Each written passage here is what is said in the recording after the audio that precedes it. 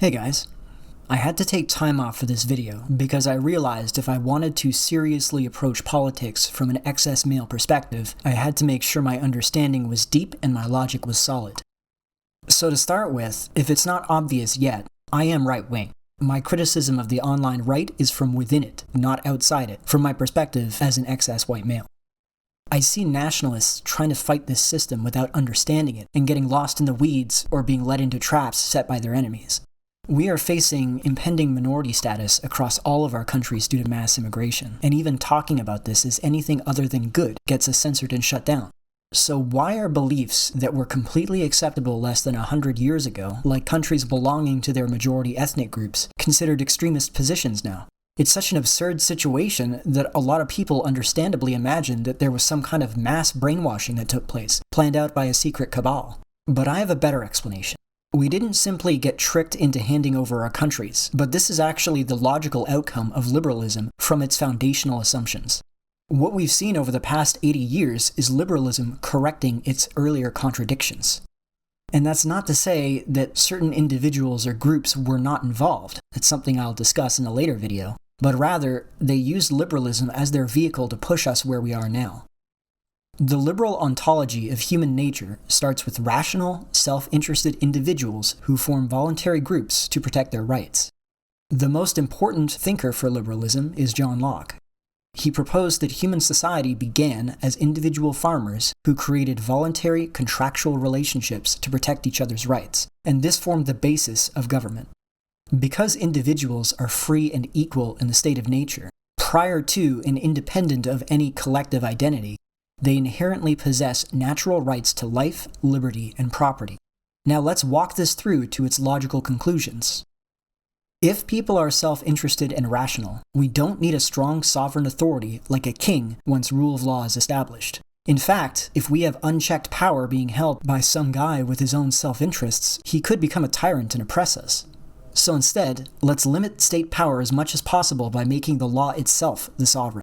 Separate the branches of government and balance power between them so we don't have any concentration of political power in the hands of any individual holding office. According to liberalism, the government must consistently follow its own rules, such as due process and equality before the law, except for actual emergencies like war or insurrection. This is because the liberal worldview requires arbitrary political power to be eliminated or, if that's not feasible, limited to the greatest extent possible.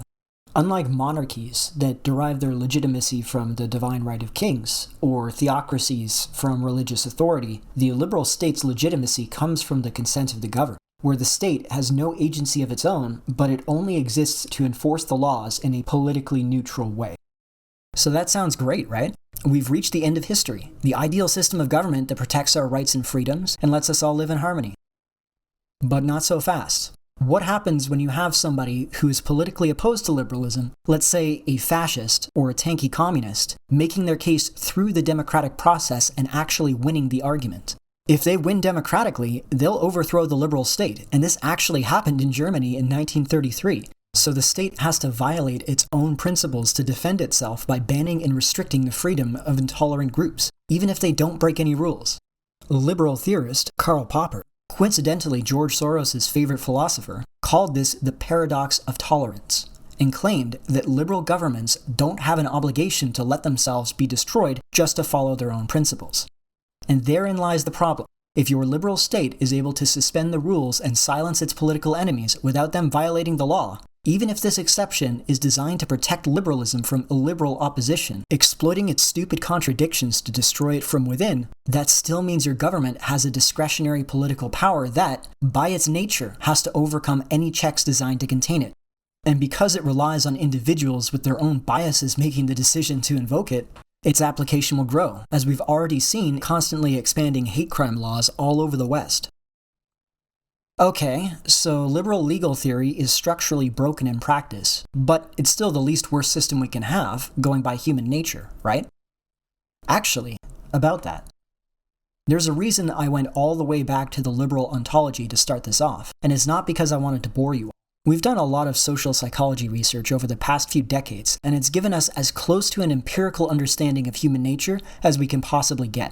The branch of social psychology called social identity theory One of the most well-replicated theories in psychology deals with the relationship between individuals and the groups they belong to, and how these groups interact.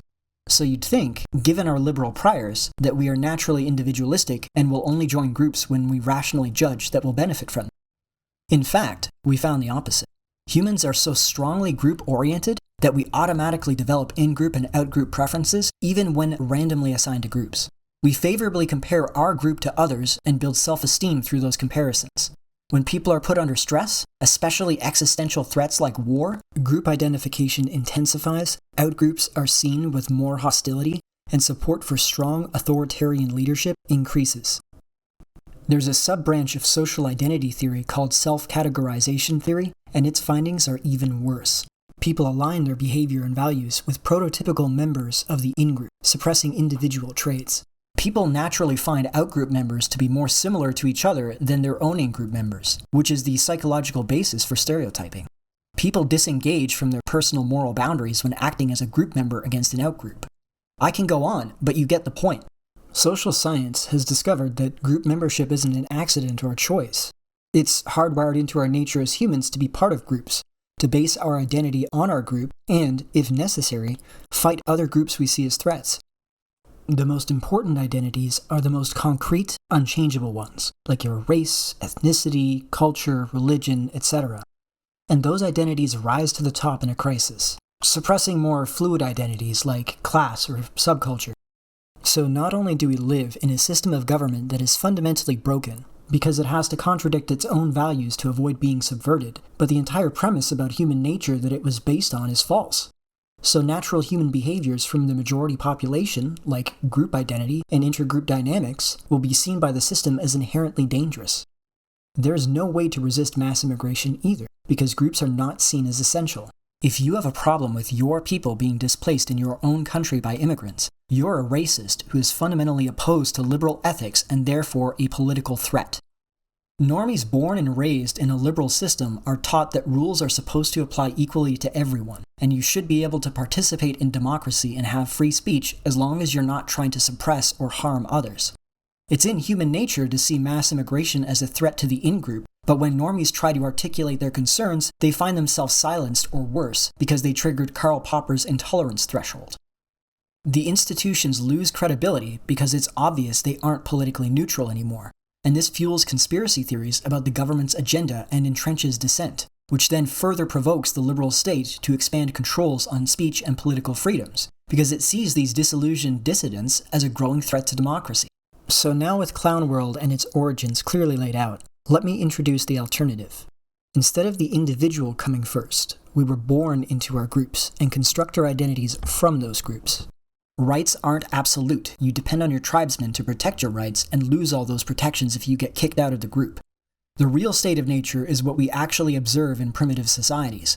Constantly warring tribes, carving out territories and killing and dying to defend those lands, or take the lands of others. In other words, this is the essence of the political, according to Carl Schmitt. Your in-group are your friends, and the out-groups are potential enemies. The political sovereign is the person or entity that identifies your group's enemies, those who pose an existential threat to your people or their way of life, and mobilizes you for war if necessary. What else can inspire armies of men to fight and kill each other on enormous scales? There's no individualist explanation for war. You can't convince masses of men to sacrifice their lives for money or some abstract values where there isn't an actual existential threat posed by the outgroup. The rule of law is for the in-group to govern itself, but when the state is threatened by an outgroup, those rules must be suspended so the sovereign can deal with the threat. A real example of this would be the Yahtzee Party suspending civil liberties following the Reichstag fire in Germany. This is something Schmitt called the sovereign exception, and you might have noticed it's the same as Popper's paradox of tolerance in practice. The liberal state reveals that it is not a neutral protector of rights, but instead operates on the same friend-enemy logic as any other form of government when the exception to the rules is made. In Canada, when Trudeau invoked the Emergencies Act during the 2022 trucker convoy, he declared all the protesters to be white supremacists, neo-Yazis, and misogynists. In other words, outside the boundaries of the political community and therefore enemies of the state. Their bank accounts were immediately frozen and they were subjected to widespread police brutality. This is the sovereign exception in action. Carl Schmitt's theory is literally human nature manifesting in state politics. The sovereign state and its citizens are one big in-group, and Schmitt's friend-enemy distinction is intergroup dynamics scaled up to the state level. Liberalism denies the existence of groups, which means the majority ethnic group, representing the threat of nationalism and ethnocentrism, is seen as an outgroup and the biggest political enemy. It also means that any high IQ minority that's able to hide its ethnic cohesion can infiltrate and hijack the state from within, and the majority group can't identify them without being accused of bigotry. So what does this mean for chuds? Now that you understand the mechanism of our dispossession, rather than just who it benefits, you can avoid playing into the villain narrative. For example, Mayo nationalists love race and IQ stats when it comes to black and brown people, but often have a problem with the numbers when Asians or Jews are brought up. Why is that? They feel the need to attack other races because they've internalized the notion that, in order for their identity to be legitimate, they have to be the most successful group. If another group beats them meritocratically in something, that group has the right to rule over them. This was originally used by liberals to justify colonialism as the white man's burden, and it's been inverted against us as lazy whites versus hardworking immigrants. If you have a problem with foreign ethnic groups pushing you out of housing and the economy in your country, it just means you're jealous of their success. You can diffuse this by acknowledging that groups that outachieve yours exist, but your people don't benefit from being outcompeted in their own economy by foreigners. Your government should exist to serve your people's interests, not the GDP per capita. Nor does it benefit your people to have an elite minority that sees itself as separate from your group, dominating the society you live in, even if it's through merit. Your people's identity should be reflected in your country's institutions, economy, and cultural centers, even if it's less efficient. This liberal strategy is not just limited to race conflict, by the way. The gay rights movement is a perfect example of liberal states weaponizing moral narratives to attack their political enemies.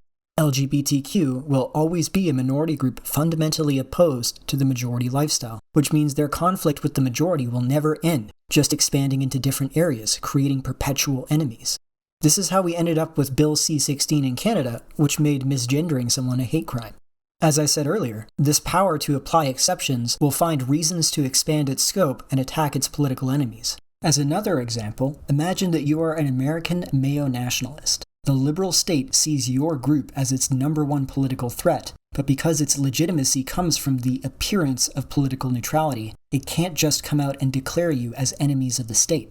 So whenever there is a conflict between blacks and whites, the state will frame whites as the perpetrators and blacks as the victims, so it can act politically against whites under the guise of social justice.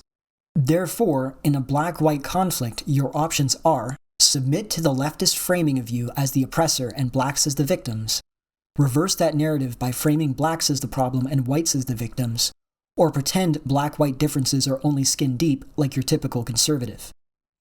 Option 1 is cucking out. Option 2 plays into the villain narrative defined by the left, and Option 3 just ignores the problem. Instead, you can acknowledge that fundamentally different groups of people can't coexist in the same space without conflicts. And this isn't one side or the other's fault, but just a part of human nature. Forcing them together under the liberal framework leads to them competing against each other in the economy, identifying each other as the enemy, and fighting for control of the government. At the same time, you can recognize that this is a group phenomenon and there are individuals like you on the other side who you can be friendly with, under this neutral framing. This lets you recognize both whites and blacks as groups in a legitimate conflict without playing into the moral narrative that the liberal state needs. It doesn't matter which side is more justified in their grievances. The bottom line is that these grievances are natural and inevitable, and by acknowledging this fact, you open the door for dialogue on how to solve the problem. Now, I recognize there's a huge incentive for the state-favored group to go along with the narrative, so it's naive to think you could reason them out of it. But that's really speculative. The end goal here isn't to win over the other side, it's to weaken the state's moral framing in the eyes of other whites, legitimizing your point of view as reasonable and not motivated by bigotry or prejudice. The moral narrative can also be used to redirect nationalists into safe channels or even towards the enemies of other groups. An excellent example of this is the grooming gang scandal in the UK.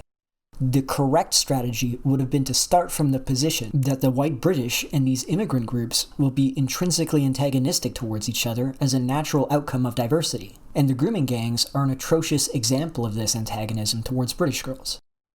What happened instead? The EDL showed up, and the scandal was framed as British values, which are just deracinated 90s liberal values, versus Islam, conveniently aligning the so-called British far-right's friend-enemy distinction with Israel's.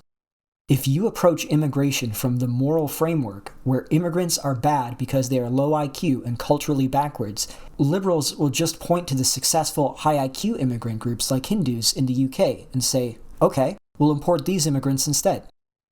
By neutralizing the race issue without surrendering your priors, you are now free to focus on more important enemies, and you can also have a neutral framework for negotiating with other groups that are willing to listen. You can bridge group differences and cooperate on issues that affect everyone. For example, the economic impact of mass immigration on Americans of all backgrounds. And we're already seeing this happen with American-born Hispanic men and white men converging politically against open borders and feminism. And as someone who not only cares about my own group, but also excess men in general, this gives me a way of separating political conflicts from individuals. My ethnic identity is important, but I have more in common in terms of actual lived experience with an excess male from a different background than I do with the top 10% white male. Personal solutions for our problems as excess men are not the same as political solutions for our ethnic groups or races. This will be a series of videos because there is a lot we can understand with this lens. I didn't talk much about women here because that's going in its own video called Women and the Political, coming next. I greatly appreciate anyone donating to help me keep the videos coming. I will be more regular again now that I've climbed out of this rabbit hole. I'll see you guys later.